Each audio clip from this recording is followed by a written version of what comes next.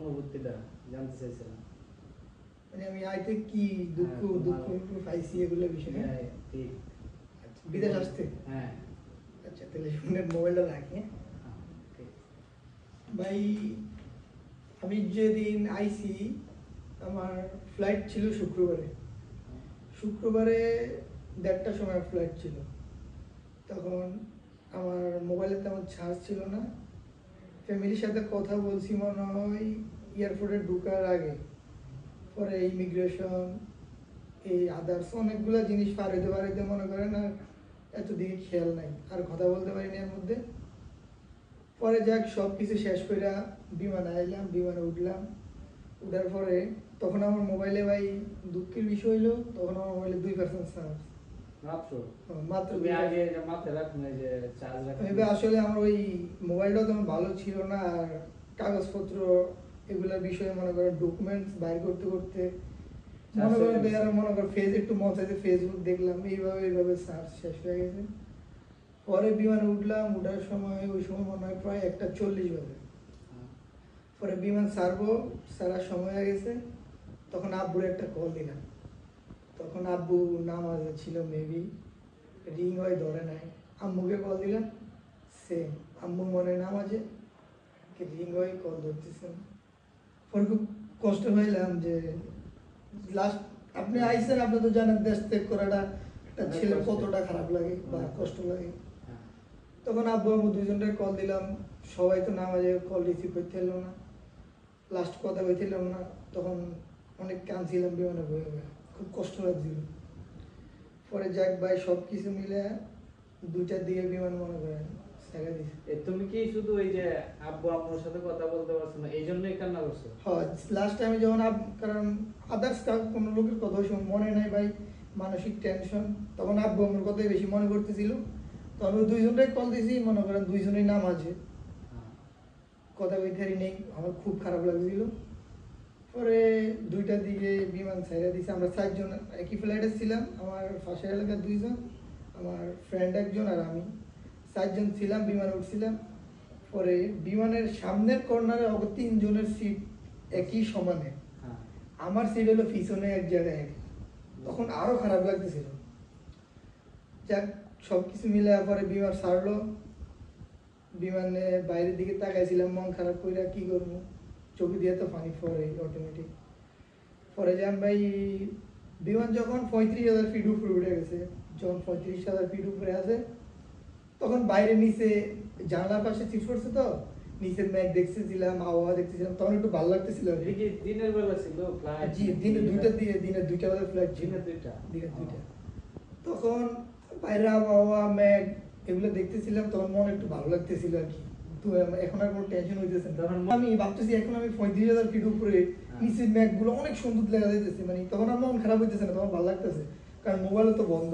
ওরা 3 জন তো ওই কর্নারে সেলফি টেলফি উড়াই, আমি তারও দিয়ে যাই না, আমার সেলফি উঠানোর উপরে নাই, ফোন অফ টোটালি। পরে বিমান যাইতেছে সবাই মনে করেন সবার দিকে এক একজনের দিকে তাকাইতেছি, আমার মতো তো সবাই যাইতেছে, সবারই তো মন খারাপ, এগুলো ভাবতেছি। পরে বিমানবালা বলে আর কি যারা আছে, কতক্ষণ পরে খাওয়ান দিল। এরপর সব কিছু মিলে বিপ তেরি এটা সেটা কফি কোল্ড ড্রিঙ্ক সবগুলো দিতেছে। তা খিদাও লাগছে মোটামুটি, মনও ওই সময় জনপ্রে বাইরের দৃশ্য দেখে একটু ভালো লাগতেছিল। যা খাওয়া দাওয়া করলাম করে এখন মনে করেন এই যে বিমান আইতেছি দেখতেছি লাস্ট। পরে বিমান ল্যান্ড করলো মালয়েশিয়ান টাইম, 2 ঘন্টা ডিফারেন্স, তো মালয়েশিয়ান ল্যান্ড করতে করতে মনে করেন রাত্রে প্রায় 8টার মতো বাজে গেছে। 8টা বাজার পরে এখন মালয়েশিয়াতে বিমান থেকে নাইমা এতে আনছিল। পরে ভাই অনেক ফর্সা দিচ্ছে বুঝছেন, আমরা 4 জন, তো 4 জন একসাথে ফর্সা করতে ঢুকছিলাম। পরে ওরা 3 জন ফর্সা করছে, আমি আমার ফর্সা একটু দেরি হয়েছে, লাস্ট ফর্সা করতে আমি বাইরে ওই অবকাশ পাইনি। ওরা সিম কিনতেছিল বুঝছেন, ওরা যে সিম কিনতেছিল ওই ফর্সাবের মনে করেন টয়লেটের সামনে একটা জায়গায়। পরে আমি মনে করছি ওরা মনে করো আমার যে বিমানের যে যাত্রীগুলো আইসে ওরা যাইতেছে, আমি ভাবছি অগলগে চলে গেছে। পরে আমি অগলগে যাইতেছি, ভাই আমার ফোন বন্ধ। তখন খুব ভয় লাগতেছিল, কাউরে চিনি না, কি দেশে এই দেশে কোনো আবহাওয়া বুঝি না, ভাষা বুঝি না, নতুন ওরা তিনজন ওরা তিনজন একসাথে সিম কিনতেছে সাথে ফোনে চার্জ আছে, ফোন আছে অলরেডি, মনে করেন ওয়াইফাই ওরা কানেক্ট করে ফেলাইছে। পরে আমি অনেকক্ষণ এয়ারপোর্টের ভিতরে এদিক সেদিক হাঁটতেছি, কাউরে দেখতেছি না। পরে হঠাৎ আমার মনে হলো যে আমি আবার যেখানে প্রস্তাব করছি ওইখানে যাই দেখি। পরে আবার ব্যাক করে ওই জায়গায় গেলাম, গিয়ে দেখি ওরা এক সাইডে সিম কিনে। পরে আমি ওরা একটু বকের মধ্যে দিয়ে গেলাম, তোরা যে বাইরে এসেছিস আমার একটু কইছস, কই আমরা তো জানি তুই আমরা দেখবি এনে আছে, তুই আমার কল দিছিলি না, আমি তোরা জানো তো আমার মনে যে চার্জ নেই। ওরা বুঝতে পারে না, বুঝতে পারে নাই যে ওর ফোনে চার্জ নাই। পরে ওইখান থেকে সিম টিম দিয়ে এবার আস্তে আস্তে এয়ারপোর্ট দিকে বাইরে দিতেছি। এখন আমাদের গিয়ে লোকেশন দিয়েছে, এই জায়গায় থাকতাম। পরে এক বড় ভাই ছিল আবার আমাকে এখানে আবার এয়ারপোর্টে সে জব করে। পরে এক হইলো তোমরা কই আছো, আমরা বললাম A7 আবার A8 না কত এরকম বিষয়, এরকম কিছুই। পরে থাকতেছি, পরে একটা ভাই তো ডিউটিতে আছি, তো তোদের লোক আসবে না, লোক আসবে না, হ্যাঁ আমরা লোক আইবে। পরে আমরা কয়ে দিছে যে তোমরা কিছুক্ষণ বসো, তোমরা এই যে এই জায়গাতে আর কি, যে যার কলিং ইয়াতে আসছিলাম, তো তোমরা বসো, তোমাদেরকে একজন আইসা নিয়ে যাবো, দুজন লোক আইব। পরে আমরা কি বয়ে রয়েছি, আমাদের মতো তো মনে করেন হাজার হাজার লোক বয়ে রয়েছে। তখন ভাই খিদাও লাগছিল প্রচুর। পরে আমার সবার ব্যাগে কম বেশ শুরু টিকে এগুলো ছিল, পানি ছিল, তো যে যেটুকু পাইছিল অল্প অল্প করে খাইছে, খাওয়া বয়ে রয়েছি। তখন একজন মহিলা আমাদের সামনে দিয়ে যাইতেছে, বুঝছেন, একজন মহিলা আমাদের সামনে দিয়ে যাইতেছে, ওই লোক কিন্তু আমাদেরকে মানে রিসিভ করতে আইছিল। পরে আমরা তো জানি না, কিন্তু ওর আমার কোম্পানির গেঞ্জি টি শার্ট ওর গায়ে ছিল, অত কিছু খেয়াল করি নাই প্রথম। তো আমার লোকের একটা আমার আবার খোয়াই যে দেখ মহিলাটা কি সুন্দর, আমরা আবার ফাইলাম করতেছিলাম, ফাইলাম করতেছিলাম। পরে মহিলা গেছি কি আমরা আবার ওই আমাদের লোকগুলো কল দিছি যে ভাই কতক্ষণ আইবো, কতক্ষণ বয়ে থাকবো, আমাদের খুব বোরিং লাগতেছে, জার্নিং বা ঘুম নাই, এরকম বিষয়। পরে লোকেশন দিতে যাই দেখি ওই মহিলাই আম করে রিসিভ করতে আইছে, যে মহিলা সবচেয়ে ভালো লাগছিল ওই মহিলা আম করে রিসিভ করতে আইছিল। পরে উনি কইলো, পরে আম করে সব কাগজপত্র দেখাইলাম যে উনি শিওর হইলো। পরে কইতেছে যে ফলো মি, আমার সাথে আসো। আমি হ্যালো যাইতেছি। পরে সে ইমিগ্রেশনের ভিতরে নিল, কাগজপত্র চেক করাবো, সিরিয়াল দিলাম। পরে আম করে এসব তো মালয় ভাষা বুঝি না, বুঝছেন, কইতেছে খাওয়া দাওয়া করছো নাকি। পরে আমরা কই প্রথম সে মালয় ভাষা কইতেছে, পরে আমরা তো কে মালয় ভাষা বুঝি না। পরে ওরা তিনজন মোটামুটি ইংলিশও বুঝি না, আমি মোটামুটি বুঝি। পরে আমি ওরা কইলাম যে দেখ Malaysia first time IC, this country language don't understand. পরে সে ইংলিশ বুঝে বুঝছে যে আমার মালয় বুঝে না। পরে যা কইতেছে আকার ইঙ্গিতে বা ইংলিশ কিছু কইতেছে। পরে কইছে তো তোরা কিছু খাইছিস, কিন্তু আমরা হাংরি, কিছু খাইনি, এতটুকু যতটুকু পারি বুঝাইতে আর কি, নতুন তো ভিতরে ভয় কাজ করতেছিল। পরে আমার কি জানি দিছিল খাবার, শুকনো খাবার, এখন শরীর মনে করতেছে না, আগের কথা তো। পরে খাইলাম, খাওয়া মানে এগুলো খাই। পরে সেই কাগজপত্র দিয়ে আমার ইমিগ্রেশন পার করাইলো। ইমিগ্রেশন পার করার পরে লাগেজ লইলাম, লইয়া পরে একজন লোক আবার ওই যে আমাকে এজেন্টের মনে হয় সুপারভাইজার, তো ওনাকে দেখে মানে উনি বাঙালি, ওনার কথার ধরন বা ওনার চেহারা, আমার এগুলা দেখে আমার ভয় লাগতেছিল, বুঝছেন, প্রচুর ভয়। রাত্রে বাজে তখন মনে হয় 1টা, মালয়েশিয়ান টাইম রাত্রে 1টা বাজে। পরে এই আমগো এসারে আমরা সব কিছু বুঝে ঢুকে দিয়া এখানে যে মহিলাগুলো গেছিল রিসিভ করতে, উনি চলে গেছে। আর ওই লোকের কইছে আমগরে বাসায় নিয়ে যেতে আর কি। তো আমার ভাই খুব ভয় লাগতেছিল, আমার মন চাইতেছে না লোক একটা বাসায় যায় ভাই, কেমন জানি ভয় লাগতেছে। পরে আমগরে কইলো 400 টাকা দিল, রিঙ্গিত দিল 100 করে, যেটা তোমরা রাখো, এটা তোমরা রাখো। হ্যাঁ বাঙালি তো কইতেছে এইভাবে ফসল করলে তোমরা করে লো, তাড়াতাড়ি লো। ভাই কিরকম একটা মিসবিহেভ, ভালো লাগে না, খুব ভয় লাগতেছে তার কথা শুনে। পরে যাক এয়ারপোর্ট থেকে বাইরে হই, এখন একটা সে গ্রাফ অর্ডার দিছিল, গ্রাফ আইছিল, 4 জন উঠলাম, উঠে যাইতেছি বাইরে। তখন রাত্রে মনে হয় 1:30টার উপরে 2টার মতো বাইরে যাইছে। এখন খালি এটা নতুন তো ভাবতেছি কই নেয়। তখন আমার মনে হয় হালকা একটু ঘুমেই আসছিল, কিন্তু ঘুম ঘুম আসতেছে কিন্তু ঘুমাইতেছি না, একটু ভয়ে। পরে আমার লগের ওই একজন আবার মনে হয় খিদে লাগছে বেশি, গাড়ির ভিতরে কি খাইছিল খাবার, শুকনা খাবার।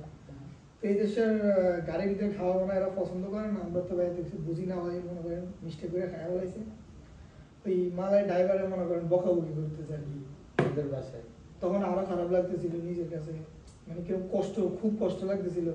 মা বাপ সাইরা আইসি, আত্মীয় স্বজন, দেশ সাইরা আইসি, তখন তো এমনিতে মন খারাপ, এর ভিতরে এত কিছু, খুব কষ্ট লাগতেছিল। পরে ভাই যাক একটা গাড়িতে নামে একটা রেস্টুরেন্টে নিল, রাত তখন 3টা বাজে। খিদা ভাই তখন বাইরে যেতে আছে খিদা। পরে ওরা তিনজনের ওই লোকে টেবিলে বসে খাওয়া দাওয়া দিছে। খাওয়া দাওয়ার পরে আমার আবার ফর্সা যাচ্ছিল, আমি গেছিলাম তাড়াতাড়ি গেছি, ফর্সা করে বাইরে গেছি। একবার ফর্সা করলে ধরো 10 কেজি না, তাড়াতাড়ি ফর্সা করে বাইরে গেছি, আমরা যদি রাইকে চলে তাড়াতাড়ি বাইরে এলাম। বাইরে আনার পরে এখন খাবার দিল ভাই, আমাদের সবাই মাত্র খাবারের মধ্যে হাত দিয়েছে, আমি আইসি। এখন আমি ভাই এমন খিদা ফেডে হালকা একটু মুখে দিছি ভাই, নতুন তো দেশি খাবার ভাই, আমার কাছে একটা গন্ধ লাগতেছিল, আমি কোনো রকম ভাই খাবারে একটু মুখে দিতে পারতেছি না, এমন অবস্থা। তো ওই জায়গার আবার স্টাফ হইলো মনে করেন বাঙালি, আমার মতো একটা সেম বয়সের একটা ছেলে। আমার কাছে দেখেন ভাই নতুন আইসেন তো, এখন এরকম লাগবো, কয়েক মাস যালে ঠিক হয়ে যাবো, কষ্ট করে একটু খান। পরে হ্যাঁ মনে করেন একটু কথা কইলো, মেলা কতক্ষণ এই বুঝাইলো, বুঝানোর পরে যাক হ্যান্ডের রেস্টুরেন্টে হালকা কোনো রকম কদ্দুর খাইছি, আমার খানা ঢুকে না।